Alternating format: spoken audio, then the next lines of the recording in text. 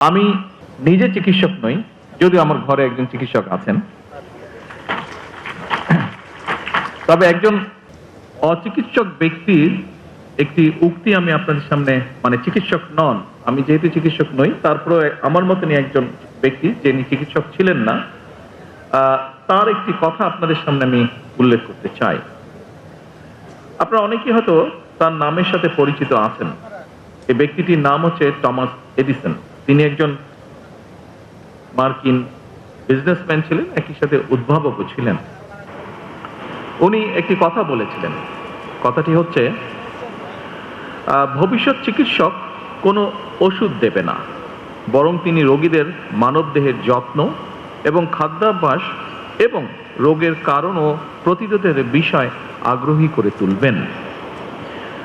উপস্থিতবৃন্দ, Thomas এডিসনের এই চিন্তার সঙ্গে বর্তমান সরকারের স্বাস্থ্যসেবার নীতির একটি মিল হয়তো আপনারা খুঁজে পাবেন।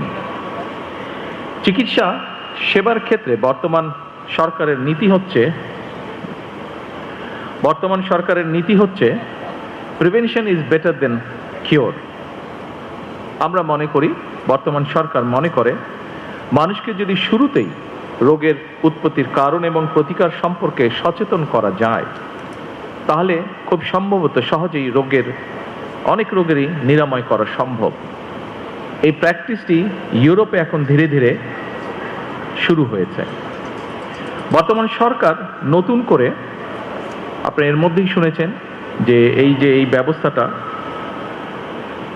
রোগ যাতে প্রতিরোধ করা সম্ভব হয়, সেই লক্ষ্যে বর্তমান সরকার আরো 1 লক্ষ হেলথ ওয়ার্কার বা স্বাস্থ্যকর্মী নিয়োগ করতে যাচ্ছে, যারা নাগরিকদেরকে প্রাথমিক স্বাস্থ্য সেবা সম্পর্কে সচেতন এবং সতর্ক করবেন।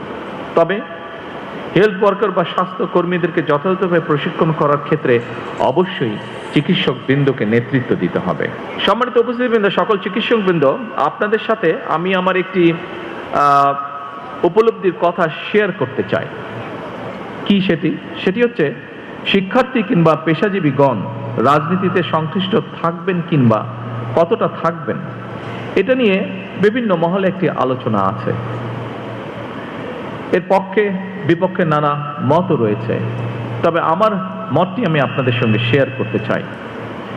একটি গণতান্ত্রিক রাষ্ট্রে যেহেতু রাজনৈতিক সিদ্ধান্ত প্রায় সকল কাজকেই প্রভাবিত করে, সেহেতু শিক্ষার্থী, শিক্ষক কিংবা পেশাজীবী সবাই যার যার মতাদর্শ অনুসারে রাজনৈতিকভাবে সুসংগঠিত থাকবেন বা সচেতন থাকবেন, এটা কোনো অযৌক্তিক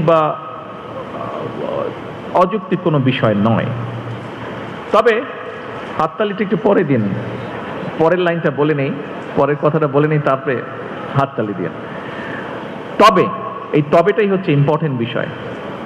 তবে রাজনৈতিক সম্পৃক্ততা যেন নিজেদের পেশাগত দায়িত্ব পালনে বিঘ্ন না ঘটায় বা বিঘ্ন ঘটার কারণ না হয়, সেটি হচ্ছে মোস্ট ইম্পর্টেন্ট। এই ব্যাপারে এখানে উপস্থিত ড্যাবের সকল চিকিৎসক বৃন্দকে আমি সতর্ক থাকার জন্য আহ্বান জানাবো।